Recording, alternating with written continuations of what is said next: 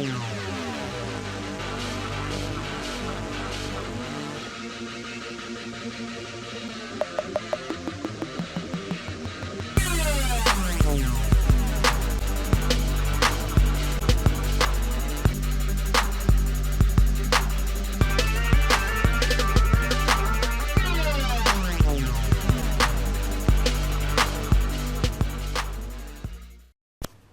back again. Here we are. So, I'm going to remove the wheel wells. So, under here, I'm going to take the wheel off. Then I will take the front wheel well piece off, brake ducts. Let's get the brake ducts back. Here we go. One plastic rivet. Sorry. One screw. No. Yeah, it's a little plastic rivet there, and then one screw in the front. And then we got a whole host of screws through the fender wall. And then we'll take that out. There's also a guard underneath that sits on the frame, so we want to remove everything that's on the frame. So, gonna get to work on that. Do the same on the other side, and then we'll start disconnecting anything from the front that we need to. For example, we've got sensors, so sensors have to come off, and then also the calipers.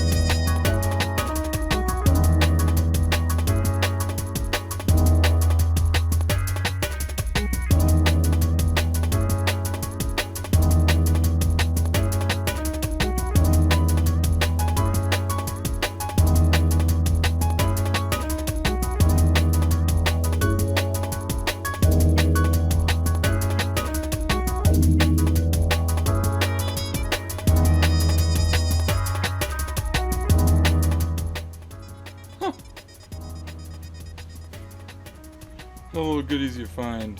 Pretty sure I was using this a while back and lost it. Oh my goodness, you know, craziness. Little 6mm socket. Gear wrench set. There it is.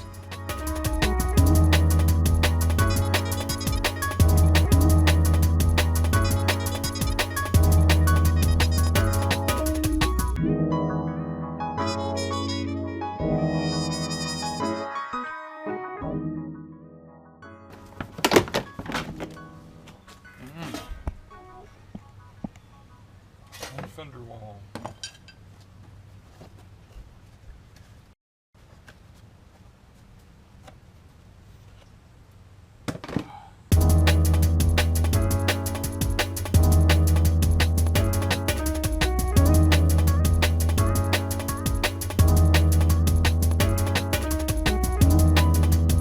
We got these clips, two here, boom boom.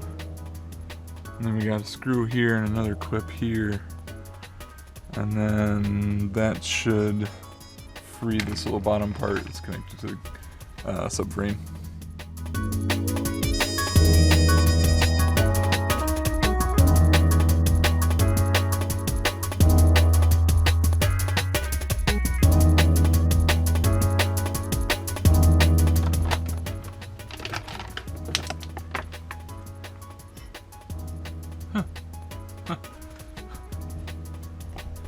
More goodies. So this is the mass airflow and oxygen sensor bracket, the old one. So this broke off like a long time ago. So it's interesting to see where everything ends up. It's all coming back. I've already replaced this, so trash. We are stuck around the axles, so I actually have to take these bolts off as well to separate the piece. Minor little detail. No problem, we'll get it.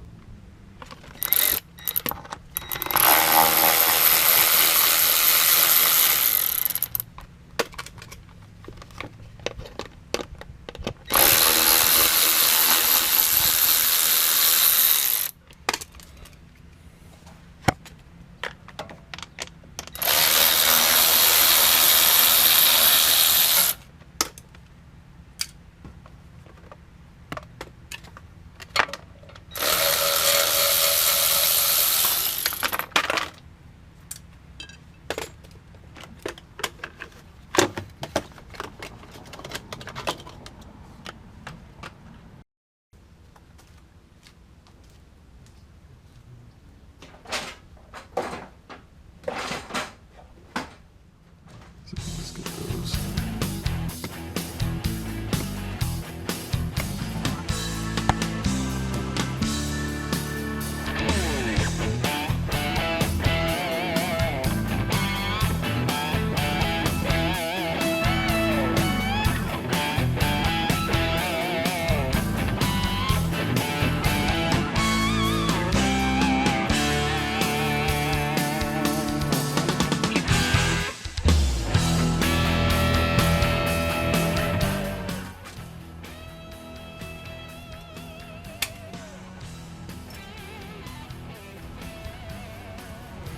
Now when we come back to drop the frame, what I'm going to do is take the 2 caliper bolts, this bolt, and unbolt the suspension, or the strut.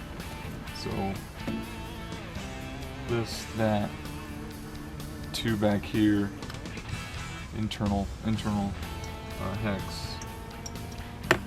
Break those loose, then the suspension is free, and this can just drop down.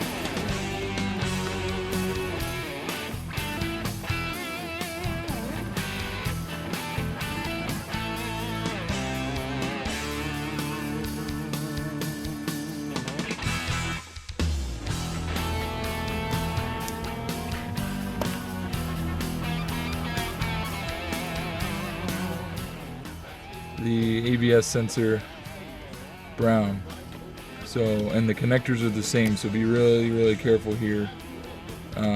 Maybe the pinouts are different, but just be careful here. Bad wear sensor yellow, ABS brown.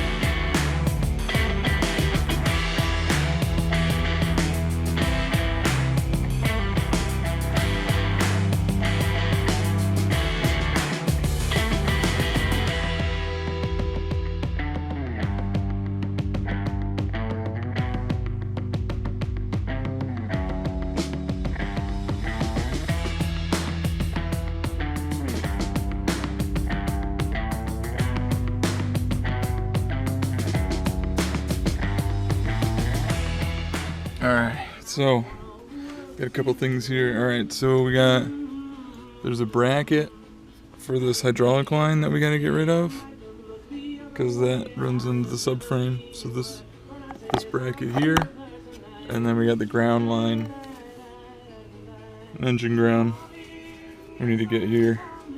So just be sure you get all this stuff connected to the chassis.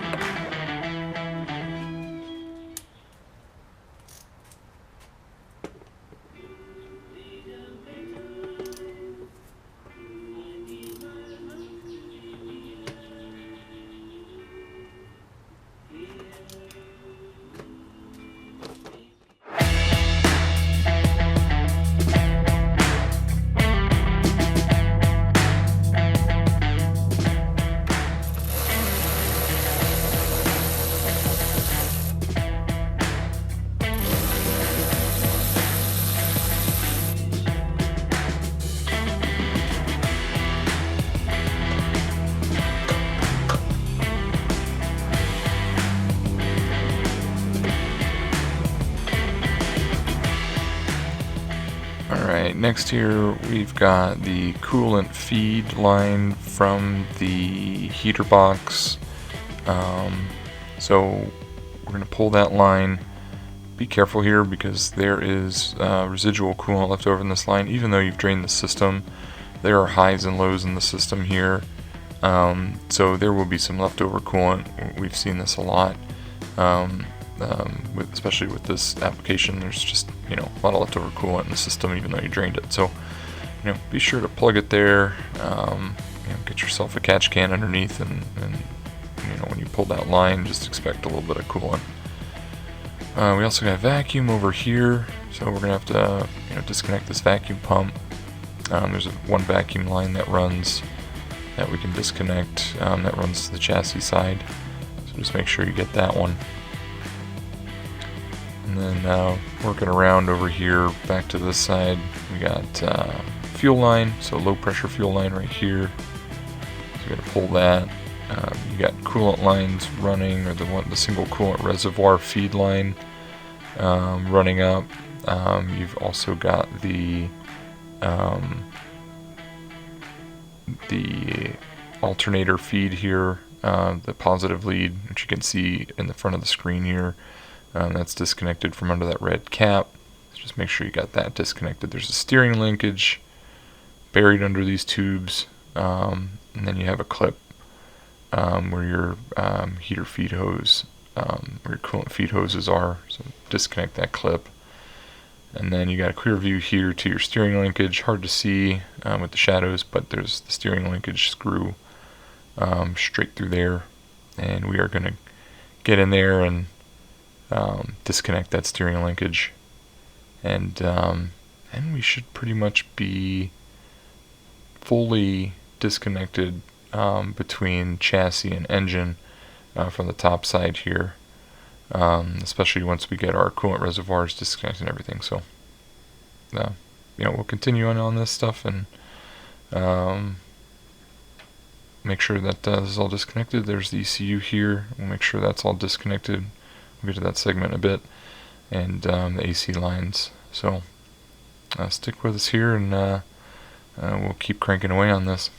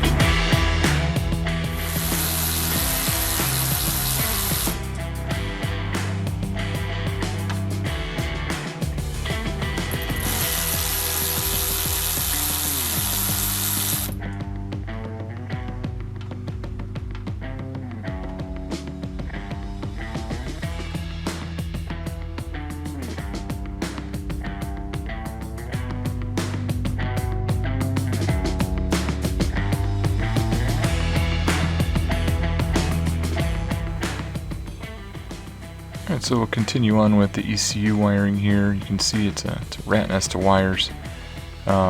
So you got about 6 connectors on top. So you want to pull each of those connectors. You can see where the trunk lines come into the plastic housing. There's a holder there, 2 screws to get off of that to free up those trunk lines from the housing. You can pull those out, and I'll let you get some of the wiring out of the way. There'll be a couple of connections to a small auxiliary plastic board that has relays, so they connect to relays. So you'll slide that plastic board out with the ECU, and then disconnect the relays, and some of the wires that are connected to relays will stay with that plastic board, but it can stay with the wiring harness and just, store it on top of the engine, not a problem. And then you also have ignition, positive and ground to get out, and with all that you should be free from the harness. So without further ado, we'll get right back to it.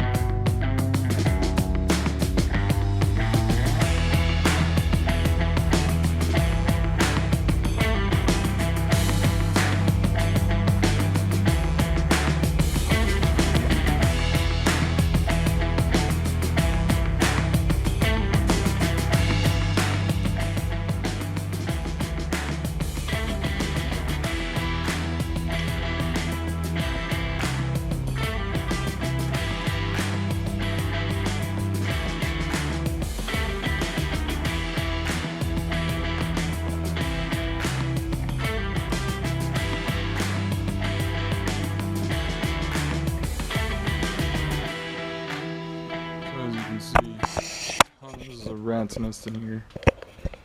Tons of wires. So we've got all these little plugs that we got to get out. Everything seems to be interconnected. There's wires running all the way to the bottom. I don't know if you can see down in there. And the main trunk line goes down in. There's plugs down there. We got plugs here. I think it's all interconnected. These are just relays. So I'm going to pull these plugs out. And I think these plugs are connected to the main trunk, so I'll push those. I got little clips here. We'll get those out. And then I think from there we should be able to pull the main trunk out. But man, one heck of a nest. So this guy's got to come out. These three's got to come out. That moves this main trunk line over.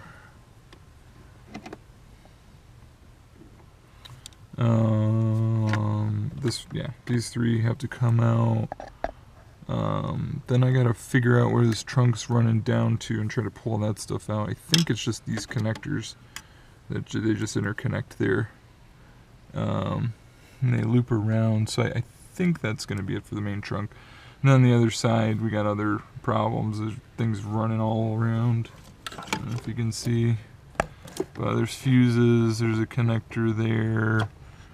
All kinds of stuff. It's a lot more intertwined than I thought it was going to be. So, the car version seems to be a little bit easier to take apart than the SUV. But nonetheless, we'll get it all out.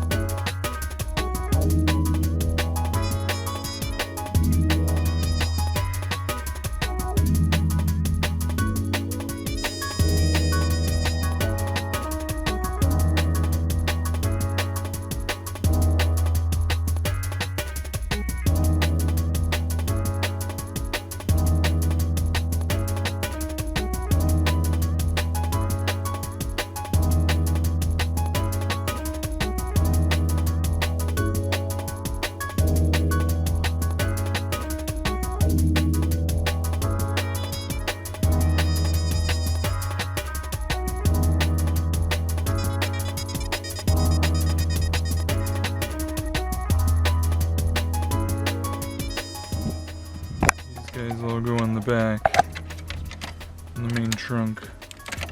Boom, boom, boom, boom, boom on this. I got the other one out from the other side, and this guy comes off, so just gotta rebuild it like that.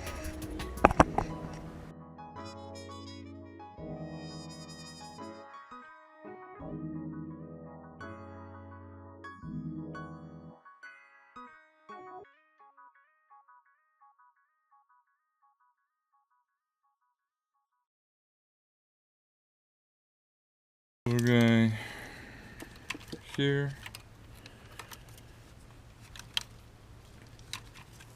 Clears that, and I believe this whole thing just slides out.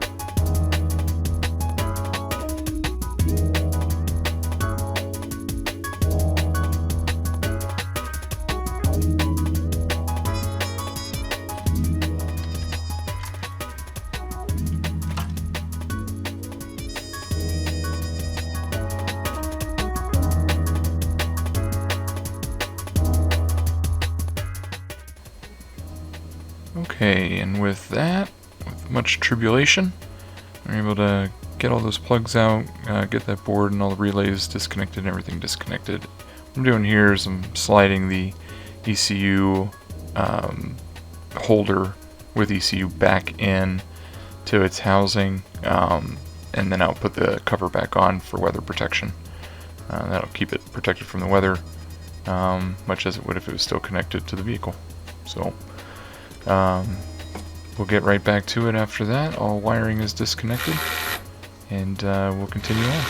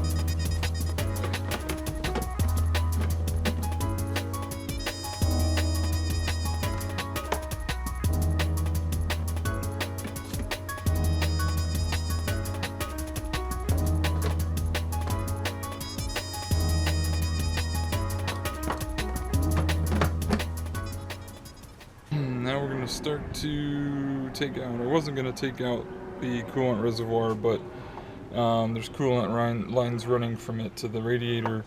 I'm going to drop the radiator, so I am going to take, and getting the coolant reservoir out of the way will give me more room and vision. So I'll go ahead and take out the coolant reservoir, and I'll also take out the power steering reservoir. Reason being, same thing, just to make more room. I have full access through the fender wall, as you can see here. Well, maybe you can see, probably not. But back here and all this spider web of stuff, we got coolant reservoir, and then here's the lines to the power steering right here behind these wires. So we'll get that all. We'll get that suctioned out and then pull those hoses and take out the reservoir. So that'll just make it give me more room to be able to see and get in here.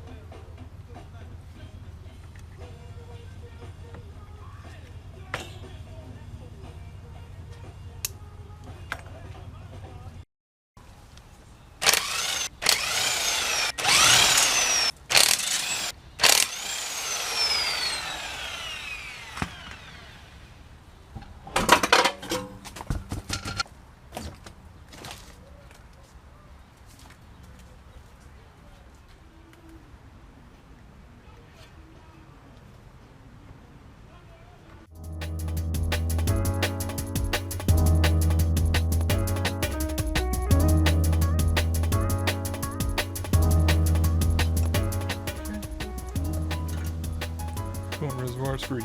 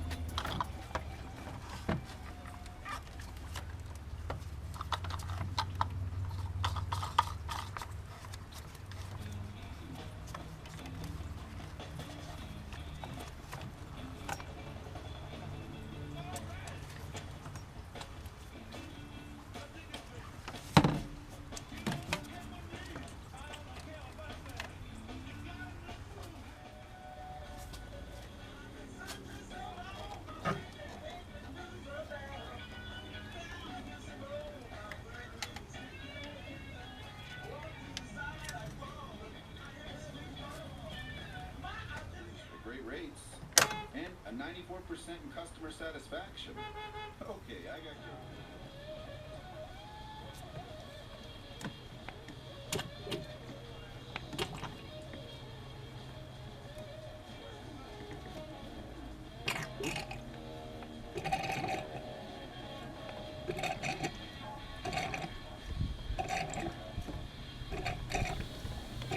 Okay, so here what I'm trying to do is pull out any of the residual power steering fluid from the main feed line, and then on the return line that I'm about to pull here, before I do that, I want to make sure that I cap off and cover my coolant lines. I don't want any power steering fluid to get into my coolant. So making sure my coolant is covered, then I'm going to cover my power steering, and pull the remaining line from the reservoir before I remove the line.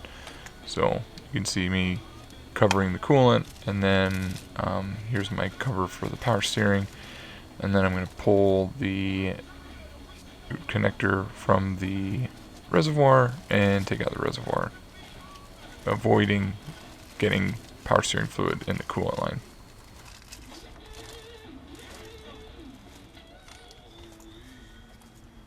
That's why we earned a 94% satisfaction score. It's AAA Auto Insurance Score, and expect something more. Coverage is subject to all policy terms. For more information on AAA Auto Insurance, visit AAA.com/autoinsurance. Hey, AAA truck driver here. I love this song. Almost as much as I love AAA. That is a dirty job right there. Power steering fluid gets everywhere. What we've done is we've bagged the coolant line we pulled out here. We bagged the two power steering lines. I could probably pull more power steering fluid out, and I'll do that later. So now we'll get the steering linkage undone here, and then we'll pretty much be done on top.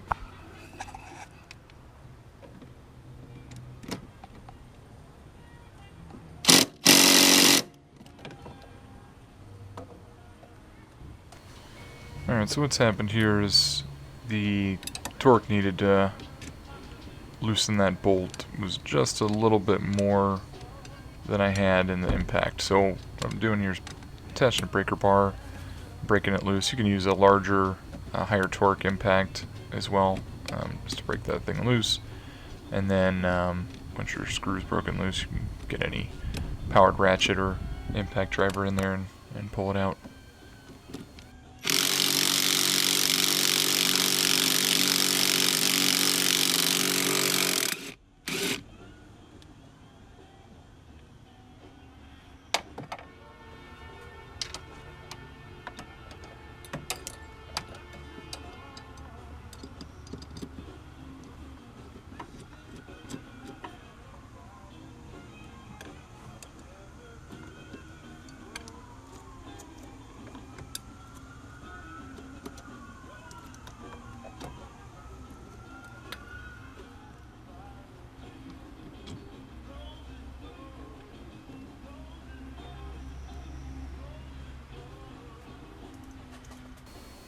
So now we're on to the radiator mount here, using a trim tool, and I'll just kind of unclip the radiator mount so we can get that out. When we pull the engine, we can drop the radiator. To the hydraulics block. Originally I thought that the hydraulics were separate, but there are some hydraulic lines that come from a hydraulic manifold that run into the engine area. So I think those go to the transcooler, yeah. So anyway, we got to drop this cover here. So this cover here, a few bolts, a few 8mm, a 10mm little plastic nut. There's a couple underneath. We've got the trim plastic rivets. We'll pull the trim out and we'll drop this cover, and then underneath there should be the manifold. We'll disconnect the lines and pull them, and then that should allow us to be, at least the hydraulics are completely disconnected, so when we drop, that all drops with the engine. So we'll get to work on that.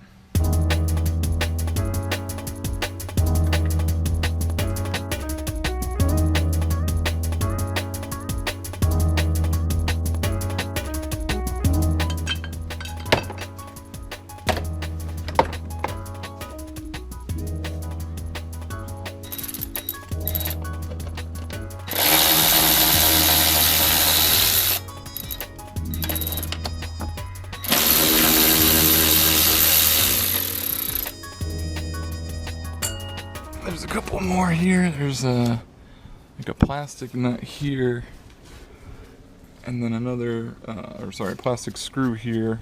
Looks like a T27, maybe T30.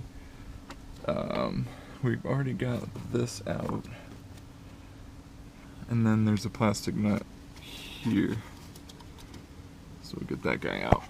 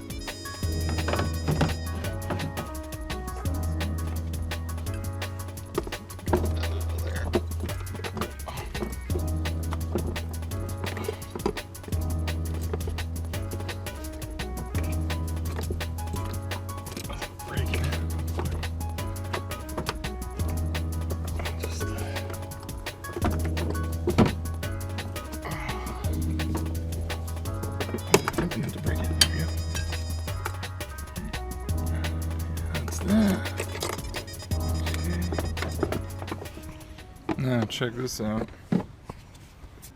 Panel's pretty loose. I can probably get to everything I need to here, so I might not totally remove it. It's just kind of a pain. So I just got to get these hydraulic lines disconnected. I'll put a drain pan underneath just to capture everything. I did not drain the trans, so we'll probably lose some fluid here. Not a big deal. We'll top it up whenever we get everything back together. So. Alright, let's, oh, I did find something. This drain here, so this drain is full of crud. It's like totally blocked. So, I don't know, what that causes, but I'm sure it's not good. I'm trying to unstuff that.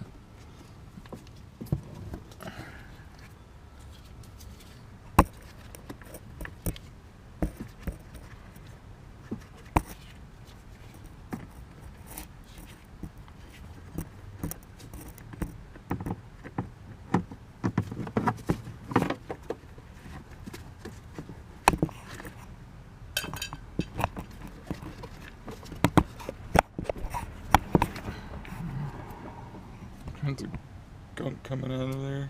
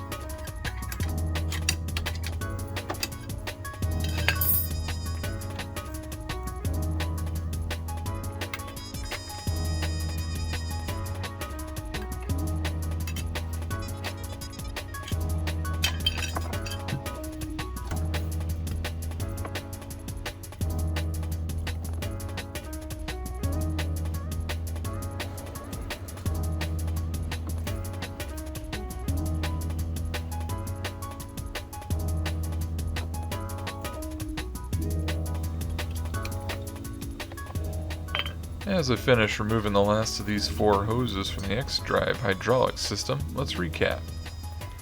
We removed a plethora of covers, disconnected the coolant lines from the chassis, disconnected the wheel speed sensors, ride height sensors, and pad wear sensor. disconnected the power steering reservoir, removed the harness connections to the DME, removed some more covers, a ground strap, and now we're finishing up by disconnecting the X-Drive system hydraulics. Hope I didn't miss anything. At this point, all the chassis connections are disconnected. On the next episode, we'll be dropping the engine and transmission assembly in preparation for full teardown. If you like what you've seen so far, take a couple of seconds to like and subscribe. We have more episodes coming your way, so we'll see you next time.